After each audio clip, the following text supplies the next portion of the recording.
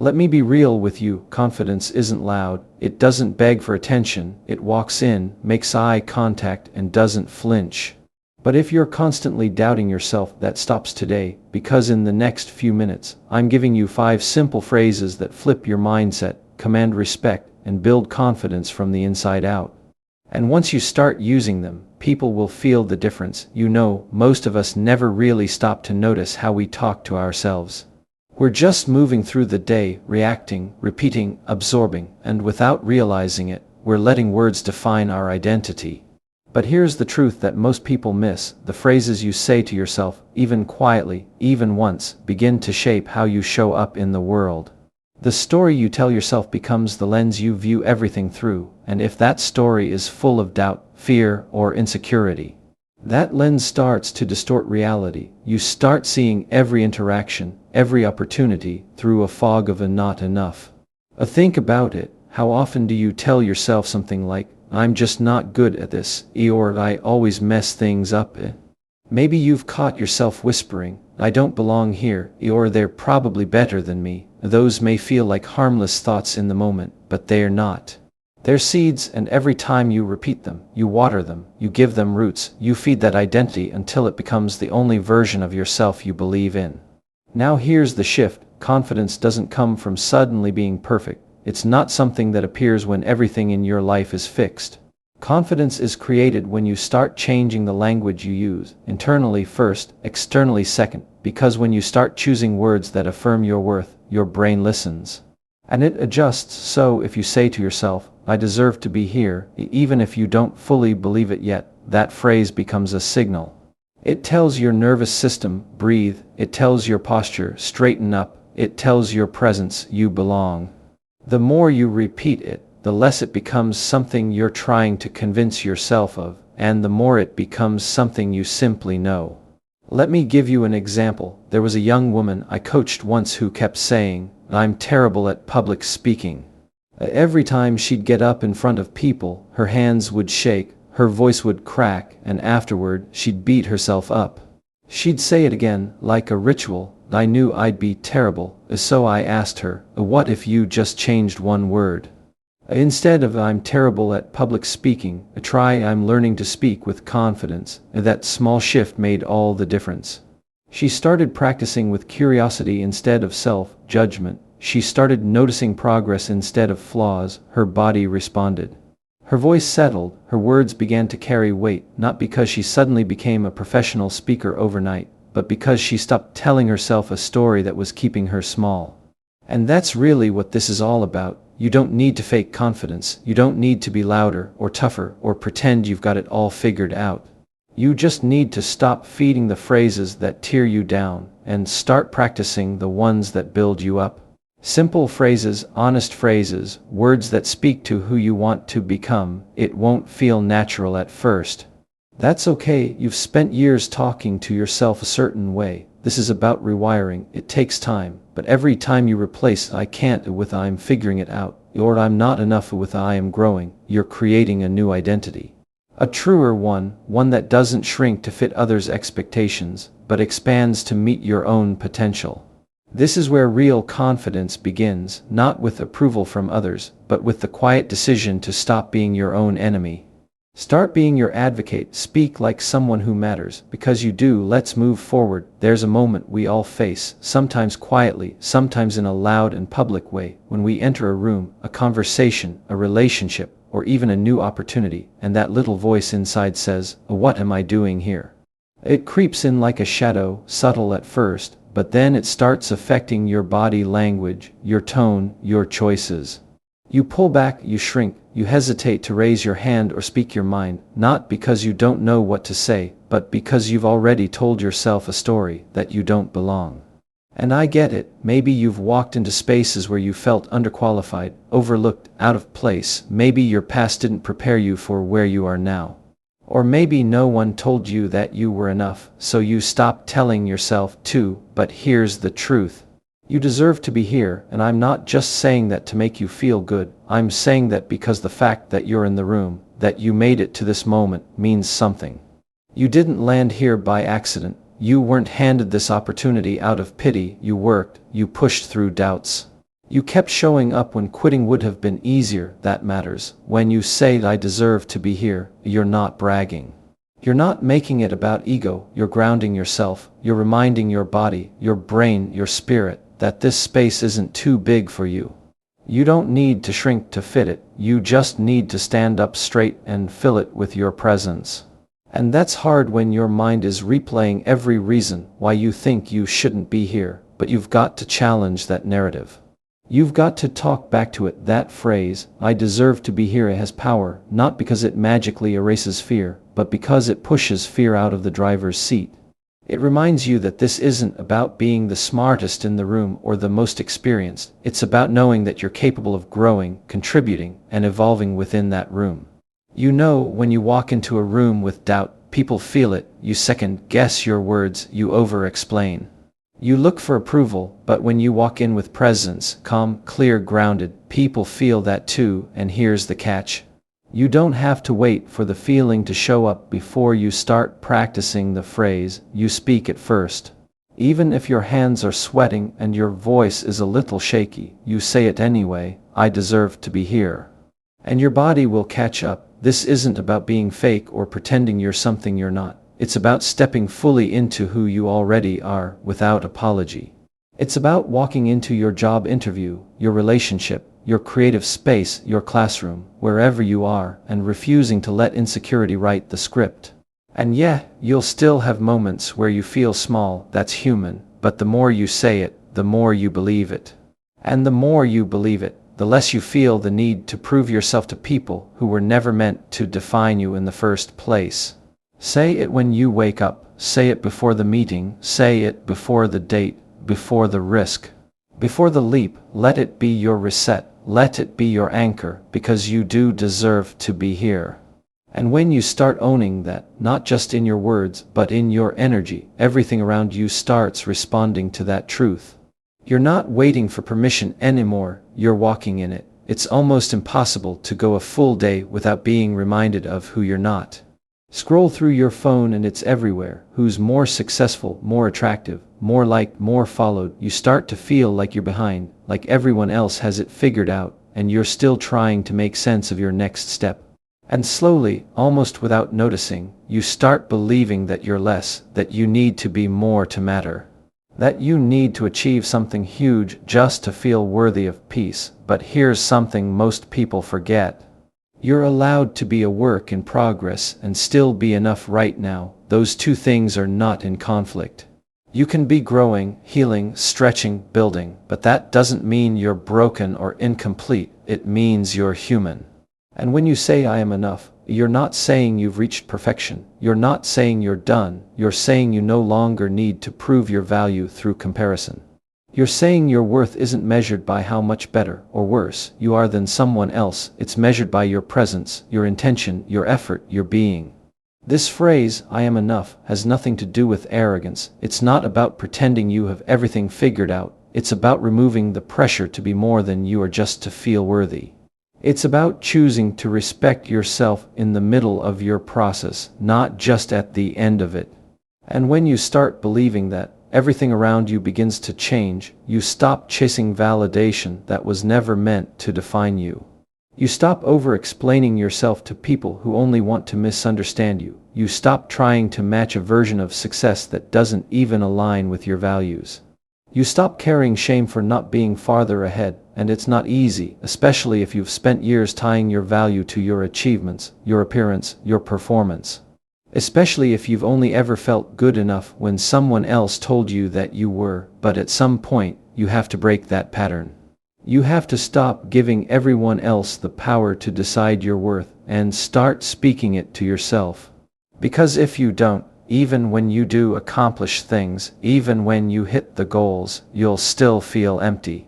You'll still feel like it's not enough. That's what happens when your self-worth is built on comparison. It becomes a game you can't win.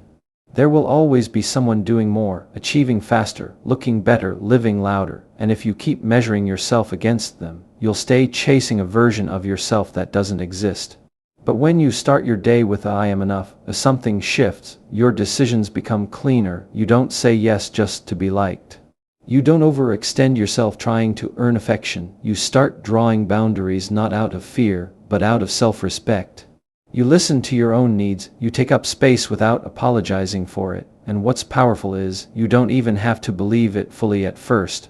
You just have to say it over and over until your mind starts catching up, until your nervous system starts calming down, until your choices start reflecting that truth, because confidence isn't about having it all together. It's about no longer needing to tear yourself apart to move forward. It's about walking into the mirror and not picking yourself apart for everything you're not, but honoring everything you already are.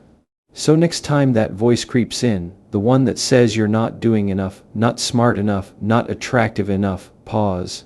Take a breath and remind yourself, I am enough, right now as I am. Most of us were taught, whether directly or indirectly, that confidence comes from having all the answers. From knowing exactly what to do, what to say, how to perform, and so, when we step into a situation where we don't know everything, we freeze. We overthink, we pull back, not because we aren't capable, but because we've been taught to believe that not knowing means we're not enough. But that couldn't be further from the truth. Real confidence doesn't come from having it all figured out. It comes from trusting that you can figure it out. That you'll find a way, that even if you don't have every piece right now, you've got the willingness to learn, to adjust, to grow in real time. And when you start telling yourself, I can figure this out, as something changes inside, that phrase gives you permission to be in process. To not have it all together, to be messy, uncertain, unsure, and still move forward. It flips the switch from fear to possibility. Because fear thrives in silence, it grows when we get stuck in our heads, playing out every worst-case scenario.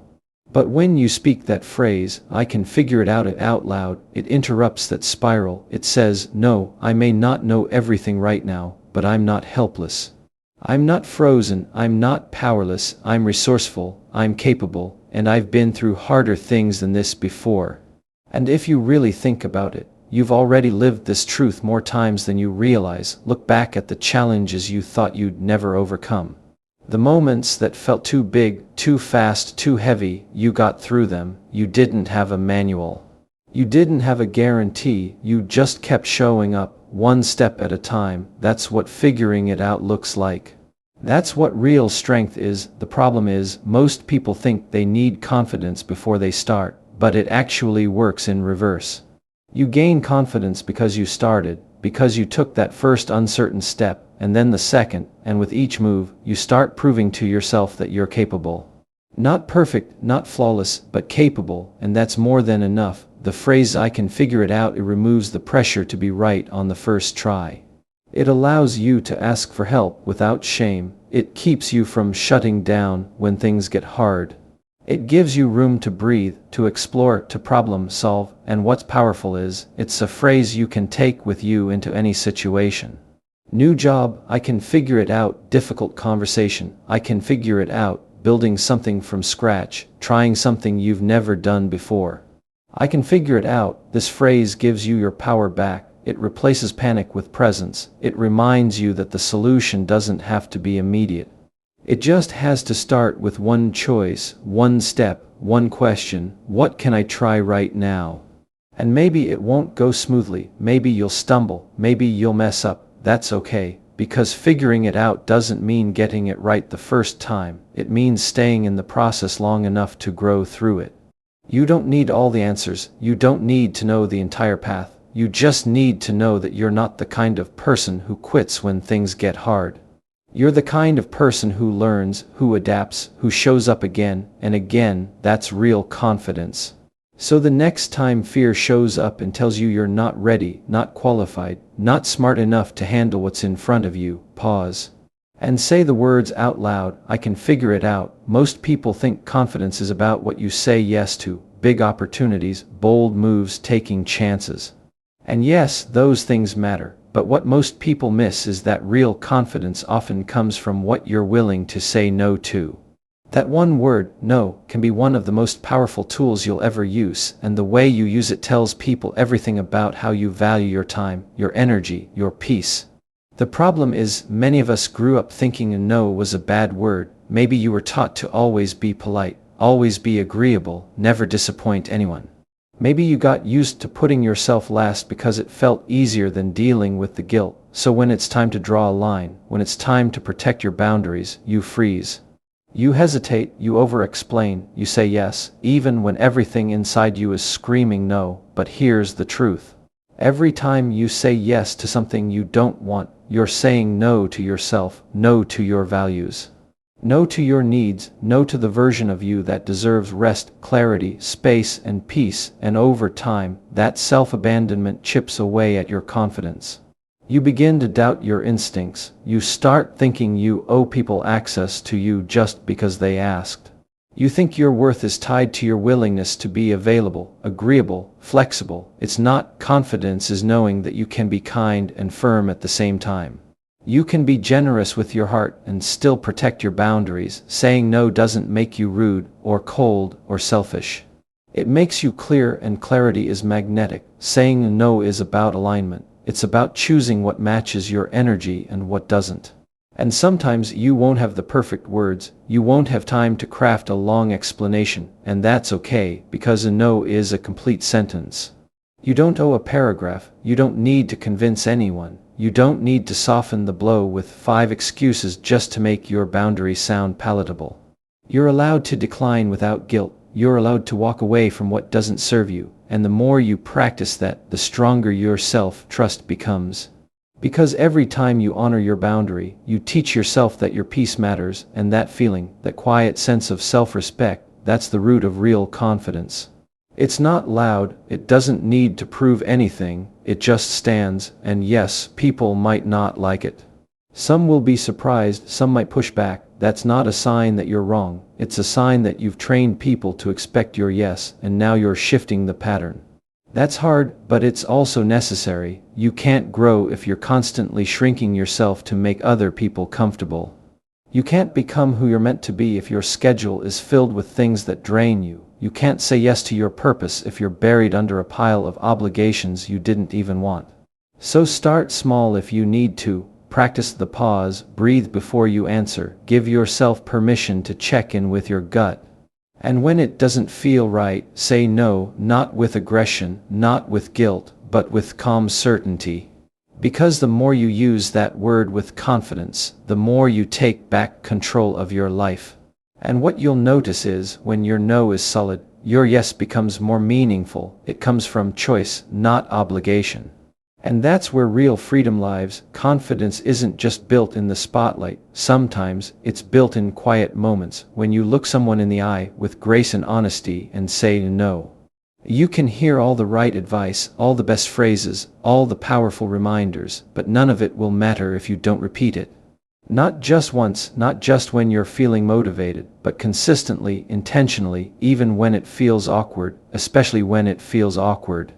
Because repetition is what turns new thoughts into beliefs, and beliefs are what shape your behavior. It's easy to say something powerful one time and forget it the next day. But when you start repeating truth over and over, when you let it sink in, let it settle, it begins to shift how you see yourself. It's not about tricking your mind, it's about training it. Confidence isn't a switch you flip, it's a muscle you build. And like any muscle, it takes reps. You don't go to the gym once and expect to be strong. Same thing here, you can't speak one phrase into the mirror and expect your life to transform. It happens through practice. Through rhythm, through steady reminders that rewire the way you show up. And at first, yeah, it's going to feel forced. That's normal. Saying I am enough when you've spent years feeling like you're not. It won't feel real right away. Saying I deserve to be here when you're still doubting your every move, it might feel like a lie. But that doesn't mean it is, it just means your brain is still catching up to a new truth. A better one. That's why repetition matters. The more often you speak something, the more familiar it becomes. The more familiar it becomes, the safer it feels, and when something feels safe, your nervous system relaxes. Your decisions get clearer, your presence steadies. That's the power of truth spoken often, and it doesn't need to be loud. It doesn't need to be posted online. It doesn't need to be shouted into the world to matter. What matters is that you say it. To yourself, in the quiet, in the mirror, in the middle of the chaos, before the meeting, after the failure, right before the breakthrough. Those little phrases, I am enough, and I can figure it out, and I deserve to be here, those aren't just words. They're anchors, and in a world that constantly pulls you in 100 directions, you need something to ground you. Something that reminds you who you are before the world tries to tell you who to be, and you'll notice something interesting the more you repeat these phrases. You'll start to act differently, not because you're pretending, but because your identity is changing. You'll walk into rooms with more peace. You'll speak up without overthinking, you'll say no without guilt, you'll stop chasing people who never saw your value, and start attracting those who respect it.